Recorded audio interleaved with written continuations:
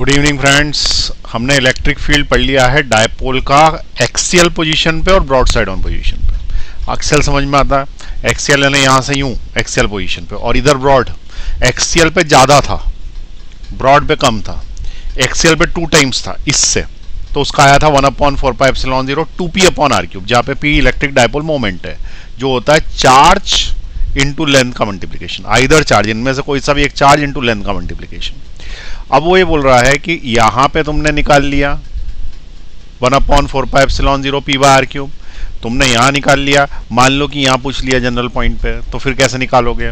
तो उसको निकालने का तरीका में क्या होगा कि हमारे जो पुराने 2 डेरिवेशन हैं वो काम आएंगे। हम उन्हीं की सहायता से थर्ड पॉइंट पे भी निकाल लेंगे, और एक बार अपन ने जब जनरल पॉइंट में निकाल लिया तो फिर वो कहीं पे भी पूछे हम बता देंगे। तो आज अपन इलेक्ट्रिक डायपोल जनरल पॉइंट पे निकालते हैं, कैसे निकलता है। ठीक है, तो हेडिंग डालिए, electric field due to dipole at a general point. Dipole के कारण किसी जनरल पॉइंट पर इलेक्ट्रिक फील्ड निकालना। ठीक है, लिख लिया। चलिए अब देखें यहाँ पे मैं कैसे सॉल्व कर रहा हूँ। थोड़ा सा टफ है ये। इस केस में क्या करते हैं कि अपन एक इलेक्ट्रिक डायपोल लेते हैं। इलेक्ट्रिक डायपोल में डायपोल मोमेंट एक वेक्टर क्वांटिटी होती है।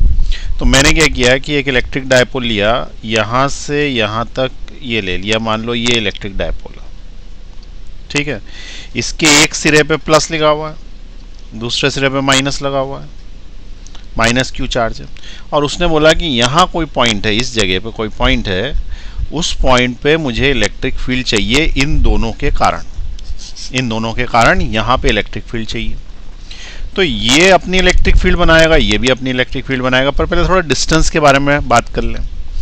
तो हमने क्या किया कि इसके सेंटर से एक लाइन खींची, इसके सेंटर से एक लाइन खींची यहाँ पे। तो ये लाइन में लाया इसके सेंटर तक, ये सेंटर तक, ठीक। और इस पॉइंट से इस जगह तक का डिस्टेंस को मैंने बोल दिया कि ये r है। कितना डिस्टेंस है ये? r। और ये डायपोल जो बनाया है ना, इतना बड़ा नहीं है, छोटा सा डायपोल है, लेकिन चूंकि अपने को डायग्राम में दिखाना है इसलिए मैंने बड़ा बना दिया। इतना सा डायपोल, इतना सा, ठीक है। अब क्या किया कि हमने बोला कि ये डायपोल यहाँ पे कुछ इलेक्ट्रिक फील्ड बनाएगा। सपोज ये एंगल ले लो थीटा। आगे बात समझ में। अब क्या किया कि डायपोल मोमेंट होता है vector quantity. Electric dipole moment, dipole moment कैसी क्वांटिटी है? Is vector. और उसका डायरेक्शन किधर है? From negative charge to positive charge. इसका मतलब इस तरफ है, इस तरफ, ऐसा। अब जब इस तरफ है तो हम क्या करेंगे कि इसको, यानी इस इलेक्ट्रिक डायपोल मोमेंट को, जो कि हम कैपिटल P से लिखते हैं, ये पॉइंट है, ठीक है ना, इसमें कंफ्यूज मत होना, ये पॉइंट है। इलेक्ट्रिक डायपोल मोमेंट को हम कैपिटल P से लिखते हैं। उसके हम 2 टुकड़े करेंगे, यानी 2 कंपोनेंट्स करेंगे। एक कंपोनेंट अलोंग दिस और एक कंपोनेंट परपेंडिकुलर टू दिस। इसके 2 कंपोनेंट कौन से होंगे? एक इधर और दूसरा जो कंपोनेंट होगा वो एक इधर। तो इस इलेक्ट्रिक डायपोल मोमेंट के हमने 2 कंपोनेंट्स करे। एक कंपोनेंट इधर, ये रहा, it is along this radius यार, और दूसरा इससे ही 90 डिग्री पर। ये समझ में आ रही बात? इसी से 90 डिग्री पर ये दूसरा कंपोनेंट कर दिया। तो हमने क्या किया? Make components of what? Of electric dipole moment vector. ठीक है, तो एक कंपोनेंट इधर आया, एक इधर आया। अब इलेक्ट्रिक डायपोल को तो तुम P से लिख रहे हो ना, P से। तो P का जो कंपोनेंट इस साइड आएगा वो क्या होएगा? P cos theta. और जो कंपोनेंट इस साइड आएगा वो क्या होगा? P sin थीटा, क्योंकि जिसके साथ थीटा उसके साथ cos। ठीक। अब क्या करना? अब इसको भूल जाना, ये है ही नहीं। अब बोलना है एक इलेक्ट्रिक डायपोल इधर है और एक इलेक्ट्रिक डायपोल इधर है, क्योंकि जहां डायपोल मोमेंट है वहीं डायपोल है। तो एक डायपोल इधर, एक डायपोल इधर। अब ये वाला जो डायपोल है, इसको इतना लंबा मत मानना है, डायपोल जरा सा। इस डायपोल के कारण यहां से लेके यहां तक जो पॉइंट आ रहा है वो सब एक्सियल पोजीशंस पे। तो P cos थीटा नाम के इलेक्ट्रिक डायपोल मोमेंट के कारण एक्सियल पोजीशन पे वो पॉइंट आया, जबकि पी साइन थीटा के लिए वो ब्रॉड साइड ऑन पे आया। तो तुम बोले ब्रॉड साइड में तो ऐसे मिड पे बनाया था, अरे ये जरा सा डायपोल है, ये तो एरो बनाया मैंने वेक्टर का, डायपोल तो इतना सा है यहाँ पे, ठीक है। तो इतने से डायपोल का लिए ये ब्रॉड साइड ऑन ही है, इतने से डायपोल के लिए ये ब्रॉड साइड ऑन है, और इतने से डायपोल के लिए यू में ये एक्सियल ही है। तो ये डायपोल तो ऐसा पॉइंट है, ठीक है। तो अपन ने वैसे भी बोल रखा है ना कि जब R very less than L हो, ठीक है, sorry L very less than R हो, यानी लेंथ ऑफ द डायपोल बहुत कम हो और डिस्टेंस जिसको निकालना है वो डिस्टेंस बहुत ज़्यादा हो। तो यहाँ लेंथ ऑफ द डायपोल बहुत ही कम है ना, जब अपन इतने से को बहुत ज़्यादा बोल रहे हैं तो ये इतना सा होगा। क्लियर हुई? अब अपन क्या बोलेंगे कि for the component p cos theta, the point is situated at axial position, axial है ना एंड ऑन पोजीशन। किसी को कोई डाउट? p पॉइंट के लिए, p cos थीटा के लिए, इसके लिए ये पॉइंट एक्सियल पोजीशन पे है। So the electric field due to it is E P cos theta ने जो बनाया वो कितना बनाया? 1/4 pi epsilon not 2p upon R cube, और p की जगह p कॉस थीटा, क्योंकि p ने कॉस थीटा ने बनाया। अरे ये तो फॉर्मूला ही है ना, 1/4 pi epsilon 0 2p by R cube है, लेकिन यहाँ p क्या है? p कॉस थीटा है, तो p कॉस थीटा हो गया। और एक्सियल पोजीशन पे यही बनता है, 2 टाइम्स होता है, ब्रॉड साइड ऑन पे 2 नहीं होता, सिंगल होता है। तो ये अपन ने क्या बोल दिया कि भाई ये तो बना दिया किसने? p कॉस थीटा नाम के किसी डायपोल ने, जिसको अपन डायपोल का वास्तविकता में कंपोनेंट है लेकिन डायपोल बोल दिया, ठीक है। इसको बोल दिया मैंने इक्वेशन नंबर 1। अब फॉर द कंपोनेंट कौन? p sin theta. For the component p sin theta the point is situated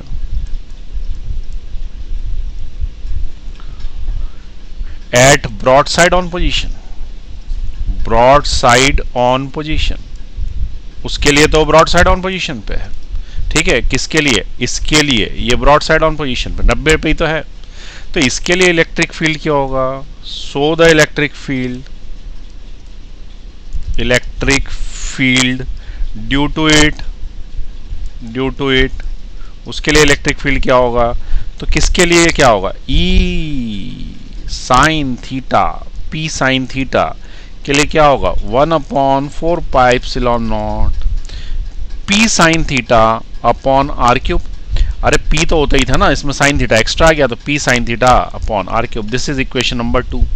अब तुम्हारे पास 2 इक्वेशन है, एक इक्वेशन ये वाली और एक इक्वेशन ये वाला। यहाँ तक सबको समझ में आई बात? हमने क्या किया, एक बार इसके लिए निकाल लिया, इसके लिए, और एक बार इसके लिए निकाल लिया। अब करें क्या इसका? तो ये देखें कि इसके कारण किस दिशा में आएगा, इसके कारण किस दिशा में आएगा और इसके कारण किस दिशा में आएगा, फिर सोचेंगे कि इनका क्या करना। तो ये वाले के कारण देखो एक्सियल पोजीशन पे जो होता है ना, तो एक्सियल पोजीशन पे ये इधर प्लस आया इधर माइनस आया, तो तुम प्लस डेल्टा क्यू रखोगे यहाँ पे। तो प्लस डेल्टा क्यू रखोगे तो उस केस में क्या होगा? ये प्लस इसको धक्का देगा इधर, तो इस साइड आ जाएगा इसका, ठीक है। किस साइड आ जाएगा? इस side. This is the electric field due to the component p cos theta. It is the electric field due to the component p cos theta. आप कोई पूछेगा ये क्या करा आपने, तो एक बार पुराना समझाऊं, थोड़ा सा मिटा दूंगा फिर। मैंने यूं प्लस और माइनस बनाया था ना, तो इसका वेक्टर किधर था? हमेशा किधर की तरफ होता है? इलेक्ट्रिक डायपोल मोमेंट माइनस से प्लस होता है ना, माइनस से प्लस। इलेक्ट्रिक फील्ड का उल्टा होता है। तो इसका मैंने क्या बनाया? माइनस से प्लस। तो मान लो कि मैंने एरर बना दिया इधर साइड, और मैंने पूछा था यहाँ क्या है, तो तुमको याद है तुमने डेल्टा क्यू रखा था, इस प्लस ने इसको धक्का दिया था इधर और माइनस ने खींचा था इधर, लेकिन प्लस वाला दमदार था तो उसने जम के धक्का दे दिया था, इन दोनों में लड़ाई हुई, फाइनली ये बचा। तो इसका आंसर जिस तरफ एरो है उसी तरफ आ गया था ना, एक्सियल पोजीशन में, याद आया? तो ये जिस तरफ एरो है उसी तरफ आ जाएगा ना, ये एरो इस तरफ है तो इसी तरफ आ जाएगा ना इसका इलेक्ट्रिक फील्ड। क्लियर हुई बात? तो ये इलेक्ट्रिक फील्ड क्यों आया ये समझा दिया। अब ये बताओ कि इसके कारण इलेक्ट्रिक फील्ड किधर आएगा, तो इधर माइनस इधर प्लस है और ये ब्रॉड साइड ऑन है, ठीक है। तो अब यहाँ पे देखें, इधर माइनस है, इधर माइनस है और इधर प्लस है और ये ब्रॉड साइड ऑन पोजीशन है, तो मैंने यहाँ पे प्लस डेल्टा क्यों रखा, प्लस ने इसको खींचा अपनी तरफ, ठीक है, इसने इसको धक्का दिया इस साइड और इसने इसको धक्का दिया, तो P साइन थीटा का जो कंपोनेंट बन रहा है माइनस से प्लस की तरफ, तो ये वेक्टर आ रहा है इस तरफ, माइनस से प्लस आ रहा है ना, तो वेक्टर आ रहा है इस तरफ, और जब इस तरफ आ रहा है तो इसका कंपोनेंट जो है वो इस साइड बन रहा है और इस साइड बन रहा है, तो इसका इलेक्ट्रिक फील्ड इस साइड आएगा इधर। फिर से देखें, ये माइनस रखा था, ये प्लस रखा था, इसने खींचा इस साइड, खींचा ना भैया इसने, और इस वाले ने क्या किया, इसको धक्का दिया इस साइड, तो इधर वाले ने खींचा, इधर ने धक्का दिया, तो रिजल्टेंट इधर आ गया। हमने पिछली बार जो बनाया था तो प्लस इधर माइनस इधर लिया था, तो उस वाले केस में प्लस डेल्टा क्यों था, प्लस ने धक्का दिया था, माइनस ने खींचा था, रिजल्टेंट इधर आ गया था। अब की बार उल्टा हो गया क्योंकि माइनस इधर ले रखा है, तो इसका आंसर इस साइड आएगा, ठीक है।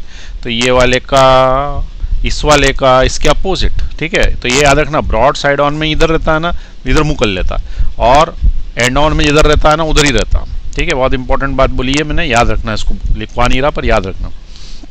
तो इसके अपोजिट ले लो उसको, तो it is the electric field due to the component P sine theta. ये एक इलेक्ट्रिक फील्ड हो गया P साइन थीटा के कारण, ठीक है। ये एक इलेक्ट्रिक फील्ड हो गया P साइन थीटा के कारण, ये वाला हुआ, और इस वाले के कारण ये हो गया, ठीक है। अब ये बीच में पॉइंट हो गया, ये पॉइंट हटा दूं यहाँ से, साइड में लिख देता हूँ पॉइंट, क्योंकि मुझे ज़रूरत पड़ेगी यहाँ से लाइन खींचने की। तो यहाँ से मैं एक लाइन खींच देता हूँ, ये सीधी सीधी ये लाइन, ठीक है। बहुत ही डार्क हो गई, हल्की कर रहा हूँ। अरे यार स्ट्रेट लाइन चाहिए, स्ट्रेट लाइन, ये ठीक। तो ये बन गया EP cos थीटा, और ये हमारा पॉइंट हो गया। अब पॉइंट यहाँ लिख देते हैं, और ये जो रेड है यहाँ से आके मिला। अब रेड जब यहाँ से आके मिला तो इसको भी मैं अच्छी लाइन बना देता हूँ, तो ये यूं करके ऐसे मिला। तो अब ये देखो कि ये दोनों 90 डिग्री पे आते हैं एक दूसरे पे, और जब भी कोई सी चीज़ 90 डिग्री पे आएगी, जब भी कोई सी चीज़ 90 डिग्री पे आएगी तो उसका resultant under root of P square plus Q square होगा। तो बेसिकली एक ने इलेक्ट्रिक फील्ड इधर बनाया, दूसरे ने इलेक्ट्रिक फील्ड इधर बनाया, तो रिजल्टेंट यूं गया ना बीच में से। तो बीच में से गया तो हमने क्या बोला कि इन दोनों का रिजल्टेंट किस किस का, 1 का और 2 का, इसका और इसका रिजल्टेंट कहाँ जाएगा, बीच में से कहीं से जाएगा। एग्जैक्टली बीच में से नहीं जाएगा क्योंकि एक दूसरे का डबल है, लेकिन उन दोनों के बीच में से कहीं से जाएगा, ठीक है। और उसकी वैल्यू क्या होगी, तो उसकी वैल्यू होगी under root of P square plus Q square. तो अब इसको मिटा दूँ, इतना ये तो समझा ही दिया मैंने कैसे आया, ठीक है। क्या याद रखना है तुमको, मेन क्या याद रखना है कि अगर इलेक्ट्रिक फील्ड इधर P cos थीटा इधर है या साइन थीटा है, कुछ भी P का अगर इधर है तो उसका इधर ही आएगा, कौन, इलेक्ट्रिक फील्ड। लेकिन अगर एंड ऑन पे की जगह ब्रॉड साइड ऑन निकाल रहे हो तो ये अगर इधर है तो इसका इधर आता है इलेक्ट्रिक फील्ड, ठीक है। ये याद रख लेना, आगे काम आएगा। चलिए अगली स्टेप पे लिखें,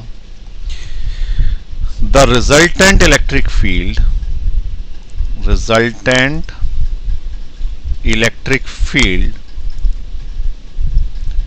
at the point P is the vector sum, is the vector sum। और वेक्टर सम हमको पता है कि R is equal to under root of कैसे निकलता है, P square plus Q square plus 2PQ cos theta, और यहाँ पे cos 90 और cos 90 होता है 0, इसका मतलब इतना इतना हिस्सा हट गया, तो बचा क्या, resultant is equal to under root of P square plus Q square. अब वैल्यू रख दूंगा मैं, तो resultant is equal to under root of P square ये पूरा, और Q स्क्वायर इसके ऊपर वाला ये पूरा, ठीक है। तो ये याद रखना 1/4πε0 2P cos theta by r cube और P sine theta bye r cube, cos theta के साथ 2 है, ठीक है। तो पहला वाला क्या हुआ, 1/4πε0 2p cos theta upon R cube, और दूसरा वाला क्या है 1/4πε0 p sine theta upon R cube. अब क्या करना, इसका स्क्वायर कर देना, क्योंकि P square plus Q square, ये रिजल्टेंट आ रहा। अब रिजल्टेंट में सिंपल है, देखो जो चीज़ यहाँ लिखी रहती है ना, यहाँ भी हो, वो सब बाहर निकल जाएगी, इतनी इतनी चीज़ें बाहर निकल जाएगी पीली पीली, तो वो आएगा 1/4πε0 p अपॉन आर क्यूब, ये बाहर निकल गया। अब अंदर बचा रूट, रूट में सफ़ेद चीज़ें बची, तो 2 cos थीटा बचा, उसका स्क्वायर हो गया, तो हो गया 4 cos स्क्वायर थीटा, और यहाँ पे से साइन थीटा बचा, उसका स्क्वायर हो गया, तो हो गया साइन स्क्वायर थीटा। अब resultant is equal to 1/4πε0 p upon R cube, then it is under root of, इसमें से क्या लिया मैंने, एक cos स्क्वायर थीटा उधार, तो हो गया 3 cos square theta plus cos square theta plus sign square theta. ये समझ में आया मैं क्यों लिया उधार, क्योंकि मुझे 10वीं में पढ़ाया था sine square theta plus cos square theta, जहाँ दिखे वहाँ 1 कर देना, तो r is equal to 1/4πε0 p upon R cube, ये हो गया येलो वाला हिस्सा 1, तो अंदर क्या बचा 1 + 3 cos स्क्वायर थीटा, ये आ गया है इसका resultant electric field. It is the final electric field due to dipole, ठीक है, it is the final electric field due to dipole, इतना बनेगा, ठीक है। क्लियर हुई बात कैसे किया, तो इतना इलेक्ट्रिक फील्ड बनने वाला है, ठीक। अब इसको अपन जरा चेक कर लें कि ये सही है कि गलत है, ठीक है। तो जब ये जनरल पॉइंट पे है तो ये किसी भी पॉइंट पे लागू होगा, तो ये एक्सियल पे भी लागू होगा, ये ब्रॉड साइड ऑन पे भी लागू होगा, तो अपन इसको एक्सियल पे लगा के देखते हैं, एक्सियल पे, ठीक है। अगर मान लो कि एक्सियल पे ही होता पॉइंट, यानी यहीं होता आगे, तो ये थीटा कितना होता, तो ये पॉइंट घुमा के यहाँ लिया, तो थीटा 0 डिग्री हो जाता ना, फोल्ड हो जाता ना, तो यही वाली लाइन पे 0 डिग्री हो जाता। और अगर यही ब्रॉड पे होता तो यहाँ होता, ब्रॉड पे यहाँ होता, तो ये पॉइंट यूँ होता तो 90 डिग्री पे होता ब्रॉड के लिए। तो थीटा की वैल्यू 0 डिग्री रखने से एक्सियल आ जाना चाहिए, और 90 डिग्री रखने से ब्रॉड का फॉर्मूला आ जाना चाहिए। तो थीटा की वैल्यू 0 रखते से, तो यहाँ मैंने 0 रखा, cos 0 1 होता है, cos 0 1 होता है, तो ये वाला हट गया, तो बचा 3, cos 0 तो 1 होता है ना, तो 3 बचा, 3 और 1 होगा 4, 4 का रूट लोगे 2, तो 2 आ गया ना, 2p/r क्यूब। ये कब आया, जब 0 रखा, 0 रखा मतलब एक्सियल पोजीशन में, एक्सियल पे 2p/r क्यूब ही होता है। और जब मैं ब्रॉड का निकालने की कोशिश करूंगा तो मैं इसको 90 रख दूंगा कि ब्रॉड में 90 बनता है, 90 यहाँ पे जब रखेंगे तो cos 90 की वैल्यू 0 होती है, 0 होती है, ये हट गया, रूट में 1 बचा, 1 का कोई मतलब नहीं है, इसका मतलब सभी हट गया, तो ये वाला फॉर्मूला बचा इतना, 1/4πε0 p/r क्यूब ही होता है ब्रॉड साइड ऑन पे। इसका मतलब ये हमेशा वर्क करेगा, ठीक है। तो ये वाला जो है ये हमेशा हर केस में लगेगा, केस में लगेगा। तुम बोलोगे जब समय लगता है तो पहले ये बता देना था, अरे पहले बता देते तो ये डिराइव कैसे कर पाते, ये जब अपन ने निकाला और ये निकाला तब जाके तो ये आया ना, अब पता पड़ गया कि समय लगेगा, तो अब इसकी और इसकी ज़रूरत नहीं है, लेकिन फिर भी इसलिए ज़रूरत है क्योंकि जनरली क्वेश्चन इसके और इसके ही आते हैं, इसके कम आते हैं, ठीक है, फिर भी याद रखना, ठीक है। चलिए लिख लीजिए, electric field due to dipole at a general point, pause दबाइए, लिख लीजिए।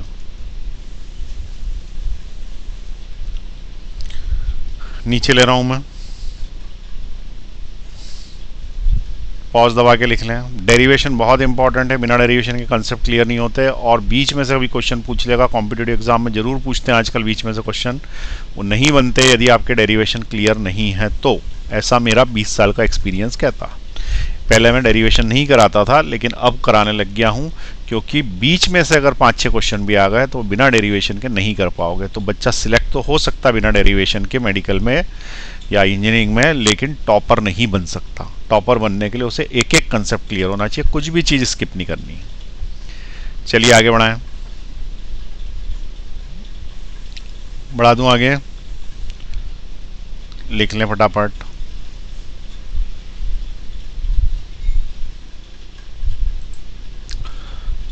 ठीक है, अब अपन ये समझ गए हैं कि हाँ इलेक्ट्रिक डायपोल का ये इलेक्ट्रिक फील्ड आएगा एनी पॉइंट पे, लेकिन किधर आएगा। तो मैंने बताया था कि ये किधर लग रहा है, किधर लग रहा है, बीच में से कहीं आएगा, लेकिन ये बीच मतलब क्या शब्द, तो एग्जैक्ट चाहिए एंगल। तो क्वेश्चन ये पूछा है कि वो एंगल बताओ जहां पे ये नेट इलेक्ट्रिक फील्ड लग रहा, ठीक है। तो वो हमको बताना है, ये इंपॉर्टेंट क्वेश्चन है, 2 बार मेडिकल में आ चुका है, ठीक है। Angle eight which the net electric field is acting. चलिए दिखाता हूं, मैं क्वेश्चन ही लिखा देता हूं, लिख लीजिए। For general point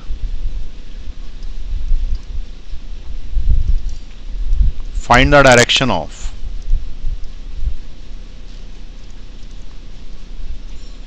net electric field.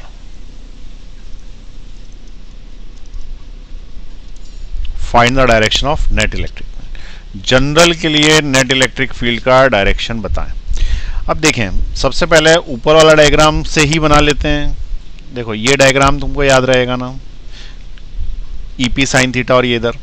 तो बेसिकली हमें करना क्या है, हमको लॉ पैरेललोग्राम से इसको पैरेललोग्राम कंप्लीट करना, और पैरेललोग्राम कंप्लीट करने के बाद ये रिजल्टेंट आएगा इसका बीच में से डायगोनल, ठीक है।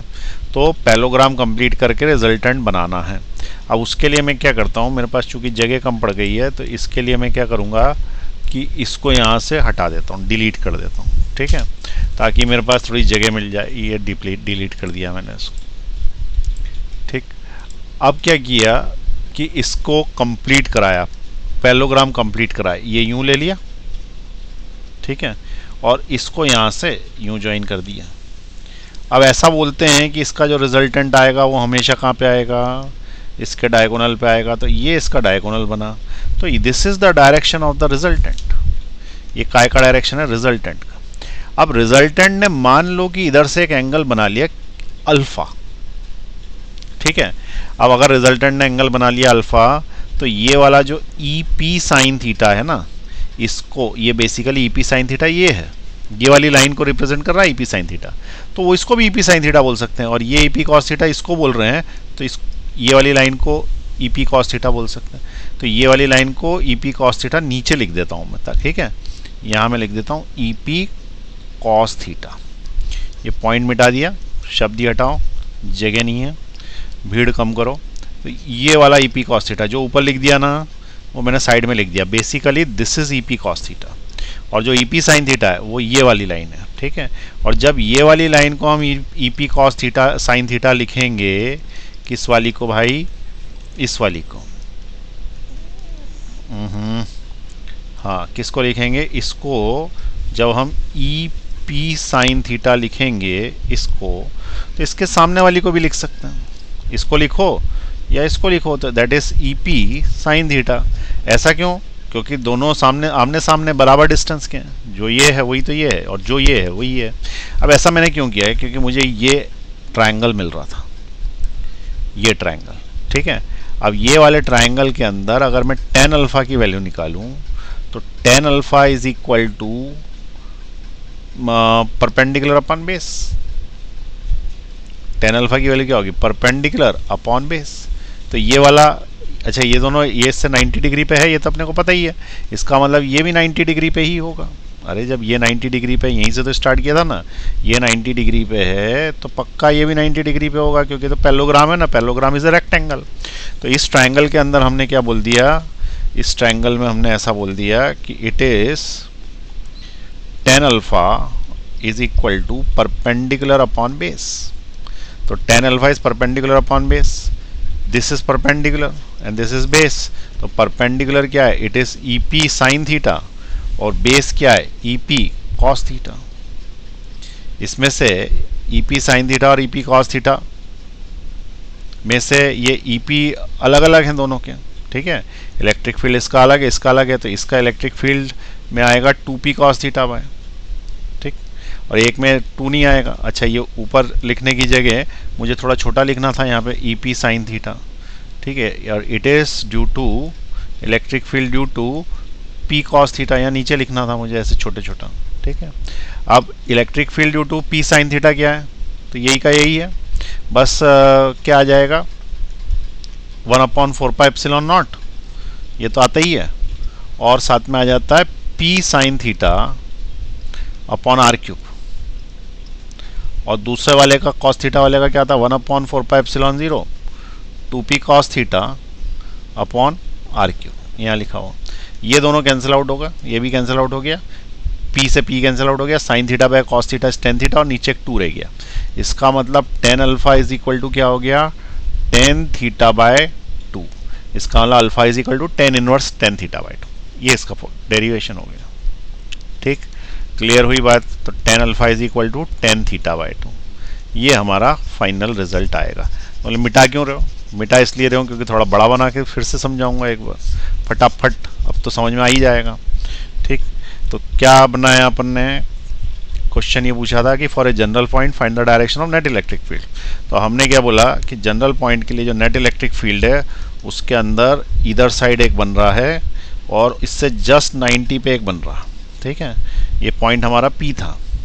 इधर वाला जो बन रहा है it is electric field due to P sine theta, और इसके ऊपर वाला जो बन रहा है that is electric field due to P cos, ये वाला P साइन थीटा, ये वाला P कॉस थीटा। ठीक है, तो एक P साइन थीटा एक P कॉस थीटा है, it is electric field due to क्या, electric field due to P cos theta.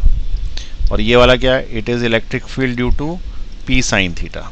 अब तुम्हें यदि रिजल्टेंट निकालना है तो एंगल तो 90 ही रहेगा, लेकिन अगर तुम्हें रिजल्टेंट निकालना है तो पहले इसको कंप्लीट कर दो। किसको कंप्लीट करो भाई, पैरेललोग्राम को कंप्लीट करो। तो हमने यहाँ से यूँ लिया पैरेललोग्राम, और पैरेललोग्राम को कंप्लीट करने के लिए यहाँ से एक लाइन और खींच दी ऐसी। हमें ये पता पड़ा कि ये जो आएगा ये इसका नेट रिजल्टेंट इलेक्ट्रिक फील्ड होगा, ई नेट होगा। अब ये ई नेट जो है इसके साथ यदि अल्फा एंगल बनाता है तो जो यहाँ लिखा है वो यहाँ लिखा जा सकता है। यहाँ पे लिखा हुआ है अपन ने P साइन थीटा। अब इस वाले ट्राइंगल में, किस वाले में, इस वाले ट्राइंगल में साइन थीटा कॉस थीटा का फॉर्मूला लगा दो। तो इस वाले में टेन थीटा का लगा देते हैं अब। ठीक है, टेन थीटा मतलब टेन अल्फा। तो tan of alpha is equal to perpendicular upon base. इसका मतलब tan alpha is equal to this is perpendicular and this is base. तो ये वाला क्या है, बेस। ठीक है, और ये क्या है, परपेंडिकुलर। तो परपेंडिकुलर की जगह मैंने क्या लिख दिया, E electric field due to sine theta, और नीचे क्या लिख दिया, electric field due to cos theta.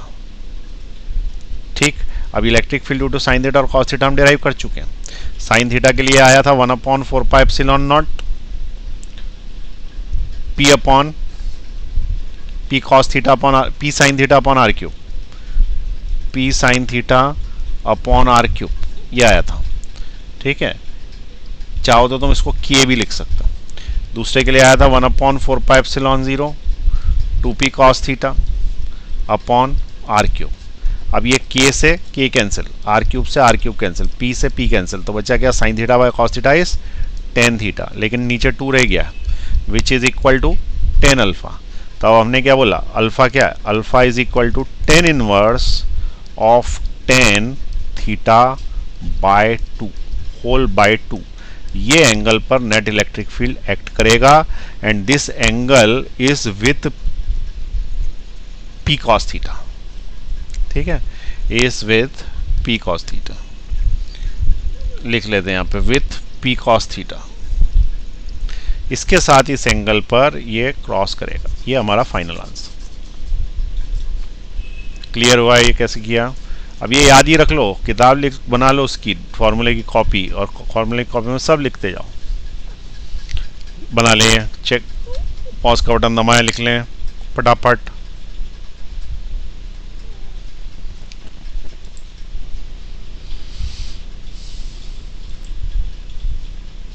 लिख लिया। अब उसके बाद नेक्स्ट जो टॉपिक है अपना वो ये है कि अगर मैंने एक इलेक्ट्रिक डायपोल को इलेक्ट्रिक फील्ड में रख दिया तो क्या होता है, यूं करके तुरंत अलाइन हो जाता, सीधा हो जाता। सीधा अगर हो गया तो उसका मतलब उसके ऊपर कोई टॉर्क लग रहा होगा। यदि तुम टेढ़ा रखोगे ना तो उसके ऊपर टॉर्क लग रहा होगा, और टॉर्क क्या करता है, इसको सीधा कर देता है वापस। तो हमको ये बताना है कि वो टॉर्क कितना लग रहा है। तो क्वेश्चन ये है कि if an electric dipole is kept in a uniform electric field then find the torque acting on it if charge is q and length is 2l। ठीक है, तो दिस इज द क्वेश्चन, या derivation बोल दो उसको, क्योंकि अपन तो बिना नंबर के कर रहे हैं, जनरल फॉर्मूले डिराइव कर लेंगे, याद कर लेंगे। तो देखें यहाँ पे क्वेश्चन क्या है।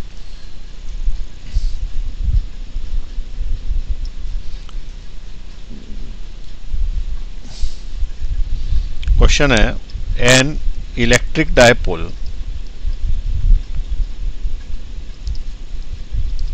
is kept in a uniform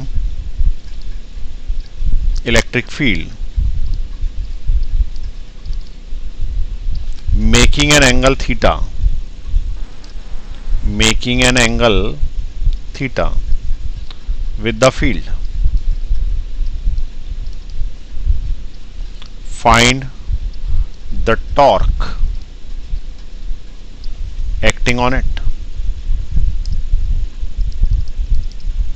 Find the torque acting on it.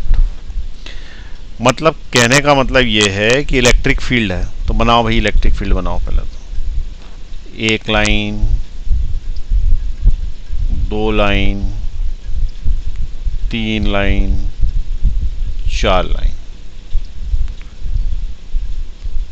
पांच लाइन, छह लाइन, सात लाइन। इसमें सबसे मिडिल वाली ये है। अब इससे एक डायपोल बना लो, ठीक है, डायपोल। अरे ये क्या बन गया, डायपोल बनाना, डायपोल, ये बना दिया डायपोल, ठीक है। और इसने एंगल जो बना रखा है वो बना रखा है थीटा। इलेक्ट्रिक फील्ड इस दिशा में है, this is the direction of the electric field. और ये वाला चार्ज जो है पॉजिटिव है और ये वाला चार्ज निगेटिव। अब डायपोल को इस स्थिति में छोड़ दिया गया, जैसी ये स्थिति दिखाई ना, ये वाली, ऐसे में छोड़ दिया। अभी पकड़ रखा है मैंने, अब छोड़ दिया। जैसे ही छोड़ दिया तो होगा क्या है, इलेक्ट्रिक फील्ड होता है हमेशा पॉजिटिव से निगेटिव की ओर। इसका मतलब ऐसा मान लें कि इस साइड कोई निगेटिव चार्ज रखा हुआ है या निगेटिव प्लेट रखी हुई है और इस साइड कोई पॉजिटिव प्लेट रखी है। अब जब इधर निगेटिव प्लेट रखी है तो ये वाला जो प्लस है ना, ये अट्रैक्ट होगा इस साइड। अट्रैक्ट होगा तो ये इस तरफ जाने की कोशिश करेगा इलेक्ट्रिक फील्ड की दिशा में, और ये वाला जाने की कोशिश करेगा प्लस की तरफ। तो ये इधर और ये इधर एक टॉर्क मिलने लगेगा इसको, ये गोल घूम जाएगा अपनी जगह, ठीक है। भाई ये इधर जाना चाहता है, ये इधर जाना चाहता है, तो ये दोनों इलेक्ट्रिक फील्ड से पैरेलल अलाइन हो जाना चाहते हैं, ठीक है। तो उस केस में हम क्या बोलेंगे, टॉर्क विल एक्ट, टॉर्क उसको घुमा देगा, torque will act on the dipole, torque will act on the dipole. अब उसने पूछा ही है कि टॉर्क कितना है, तो टॉर्क का फॉर्मूला क्या होता है, टॉर्क का फॉर्मूला होता है आर क्रॉस एफ, ठीक है, आर क्रॉस एफ। बेसिकली इसका मीनिंग ये है कि if a couple is formed,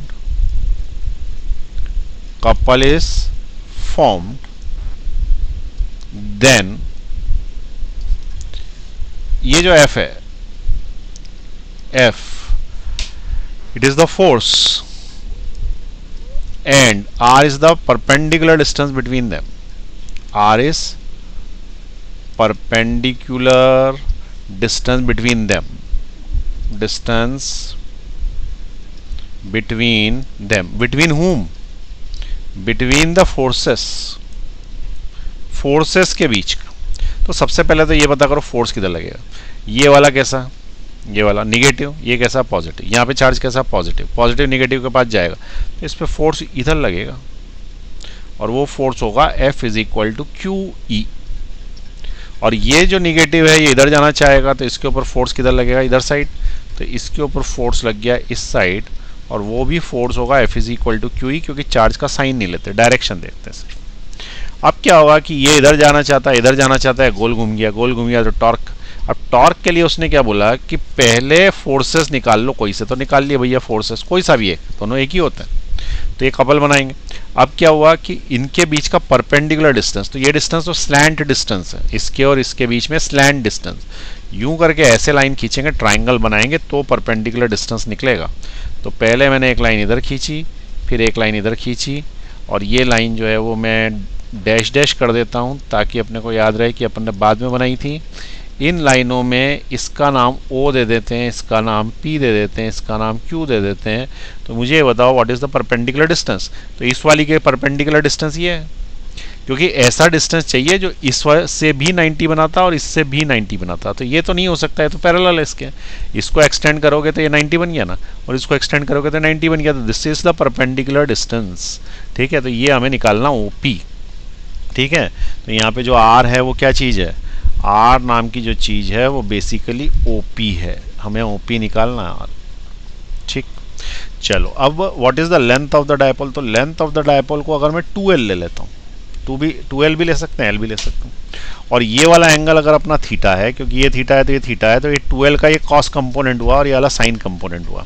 तो यहाँ से यहाँ तक का डिस्टेंस होगा 2l कौन सा, कॉस थीटा, जो कि हमारे काम का नहीं है, और ये वाला हमारे काम का है, that is 2l sine theta.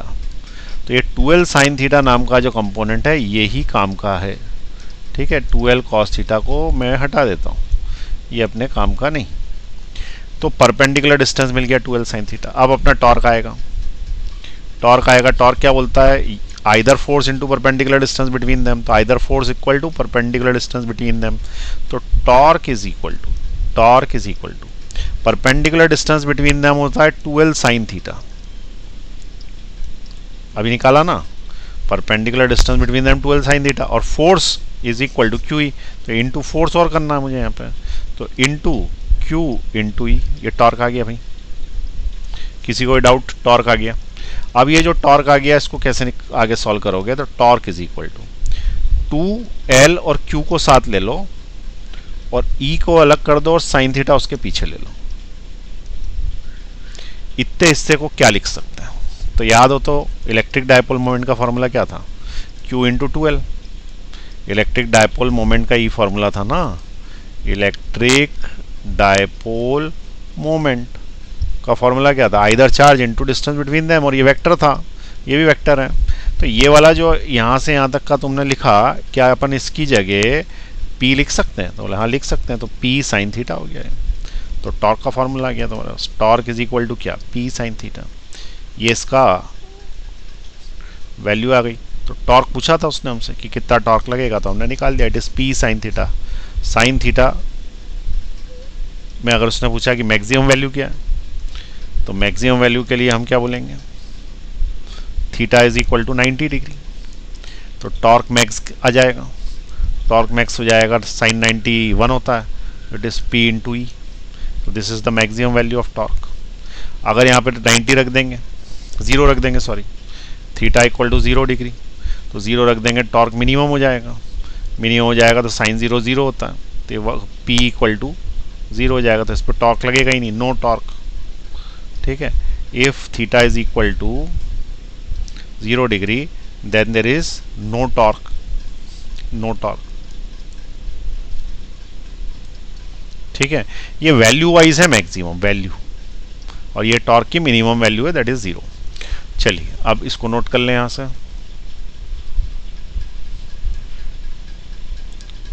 लिख लें फटाफट, पॉज का बटन दबाएं, लिख लें, डायग्राम वायग्राम सब बनाए बढ़िया सा। चलिए नीचे ले रहा हूं मैं, ये लिख लें फटाफट, मैक्सिमम और मिनिमम वैल्यू आ गई।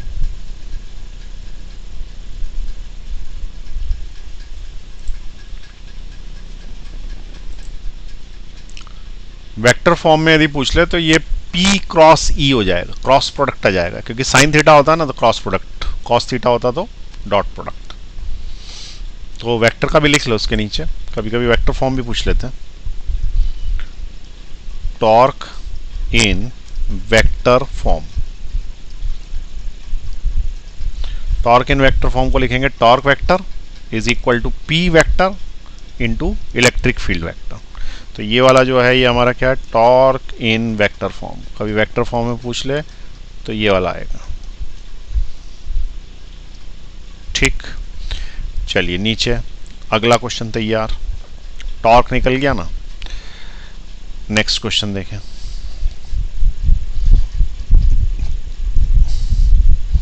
If the dipole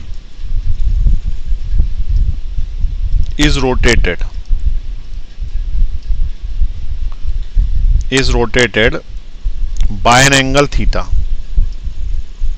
by an angle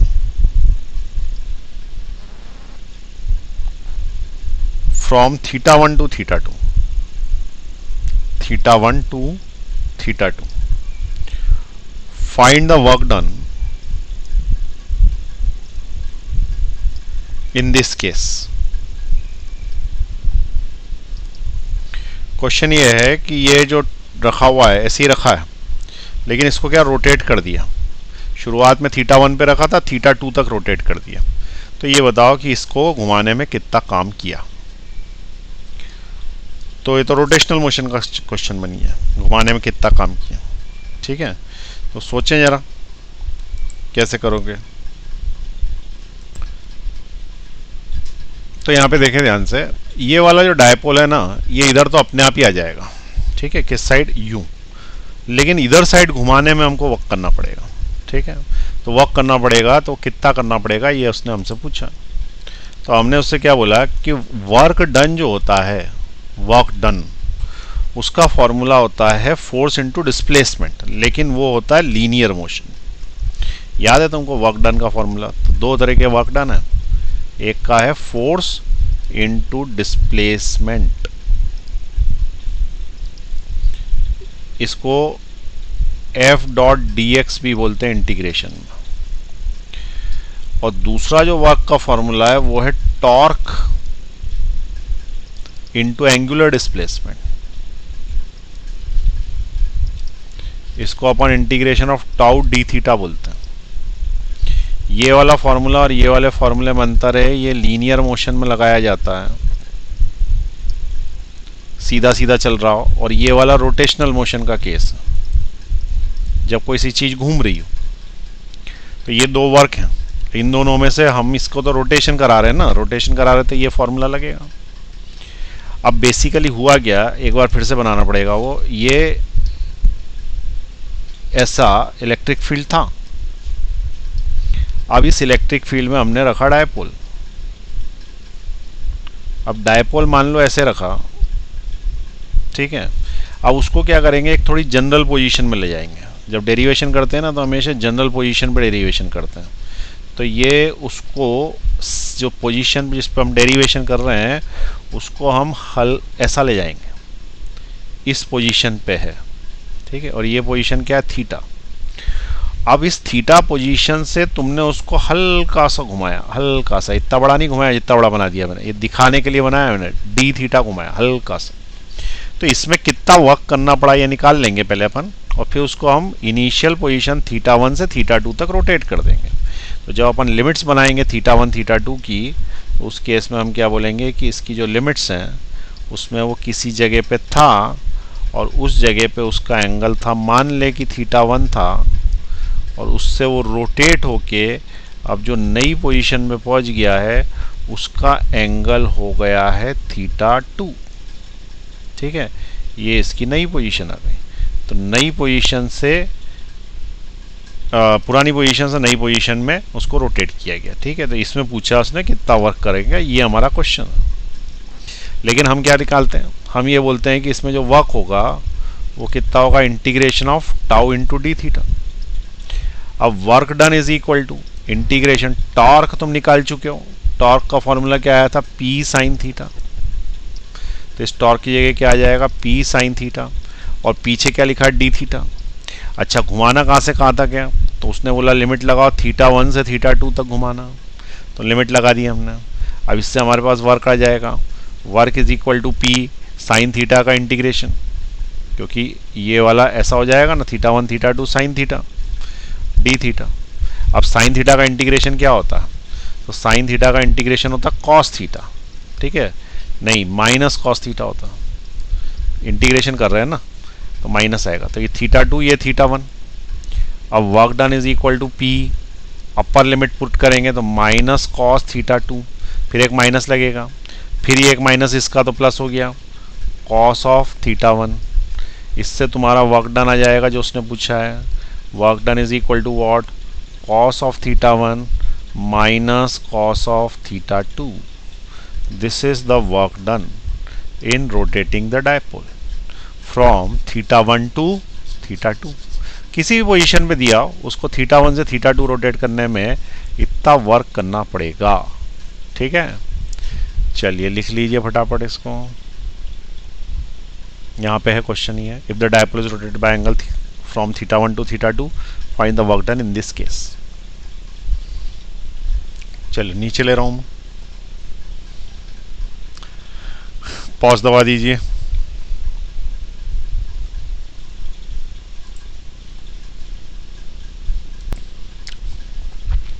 ठीक है, लिख लिया आपने यहाँ तक। तो अपन ने क्या क्या पढ़ लिया आज? हमने ऐसा पढ़ा कि इलेक्ट्रिक डायपोल जो है उसके जनरल पॉइंट पे इलेक्ट्रिक फील्ड किधर बनता है और वो किस एंगल पे बनाता है इलेक्ट्रिक फील्ड। उसके बाद हमने पढ़ा कि नेट इलेक्ट्रिक फील्ड का डायरेक्शन वही किस एंगल पे बनाता, तो ये एंगल का फॉर्मूला आया।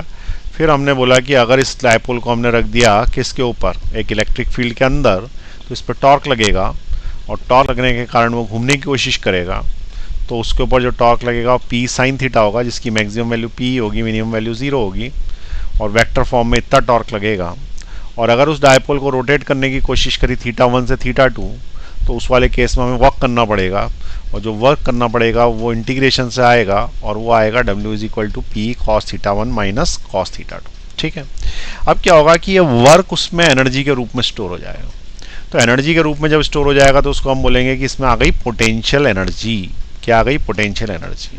फिर जब पोटेंशियल एनर्जी आ जाएगी तो पोटेंशियल एनर्जी मिनिमम मैक्सिमम। फिर उसके बाद वो बोलेगा कि स्टेबल अनस्टेबल भी बताओ कि इक्विलिब्रियम कैसा है। फिर ये बोलेगा कि यदि हमने इसको हल्का सा डिस्प्लेस कर दिया तो ये ऑसिलेशन करने लगेगा, तो ऑसिलेशन का टाइम पीरियड बताओ। तो इस तरीके से और भी इसके अंदर आगे क्वेश्चंस आएंगे। तो इसी को कंटिन्यू करेंगे अपन नेक्स्ट क्लास में। ठीक है, तो नेक्स्ट क्लास में जो है वो ऑसिलेशन और एसएचएम थोड़ा सा पढ़ लें, क्योंकि उसके कंसेप्ट इसमें लगेंगे। 11th क्लास के थोड़े थोड़े कंसेप्ट्स लगते हैं, जैसे यहाँ पे टॉर्क का लग गया, तो इसी तरीके से ऑसिलेशंस थोड़ा सा पढ़ें, उसके कंसेप्ट्स इसके अंदर लगेंगे। ठीक है, चलिए मिलते हैं अगली क्लास में।